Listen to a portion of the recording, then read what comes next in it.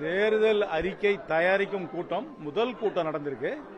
இதுல ரொம்ப ஒரு எல்லாரும் அவங்கவுங்க பிரிலிமினரி கருத்தை சொல்லியிருக்கிறோம். இதுக்கப்புறம் நாங்க பல இடத்துல கூட்டம் நடத்தி மக்களோட கருத்தை வாங்கி தேர்தல் அறிக்கை தயார் பண்ணலான்னு இருக்கோம். இன்னொரு 10 நாளைக்குள்ள தேர்தல் அறிக்கையை தயார் பண்ணலான்னு இருக்கோம். இது வருங்காலகட்டத்தில் காங்கிரஸ் கட்சி உடைய செயல் திட்டத்திற்கு ஒரு ப்ளூ பிரிண்டா இருக்கும்னு நம்புறோம். ஆனா இன்னும் 10 நாள் ஆகும் எங்களுக்கு தயார் பண்றதுக்கு. ஃபர்ஸ்ட் மீட்டிங் எல்லாரும் வெளிப்படையா அவங்களுடைய கருத்துக்களை தமிழ்நாட்டு மக்கள் மத்தியில என்னென்ன பிரச்சனைகள் முன்னிலைப்படுத்த வேண்டும், எதை பிரதானப்படுத்த வேண்டும் தெளிவா பேசினாங்க.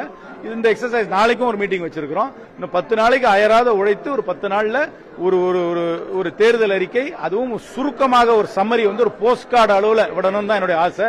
ஒரு தேர்தல் அறிக்கை எல்லாரும் படிச்சு புரிஞ்சு மனசுக்குள்ள வாங்கிக்கிற அளவுக்கு ஒரு தேர்தல் அறிக்கையை தயார் பண்ண போறோம். இது வருங்காலத்தில் காங்கிரஸ் கட்சிக்கு ஒரு செயல் திட்டமாக அமையும் என்று முழுமையாக நம்புறேன்.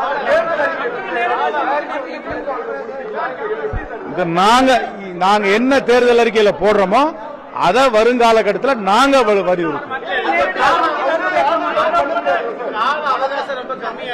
10 நாள்ல தயார் பண்ண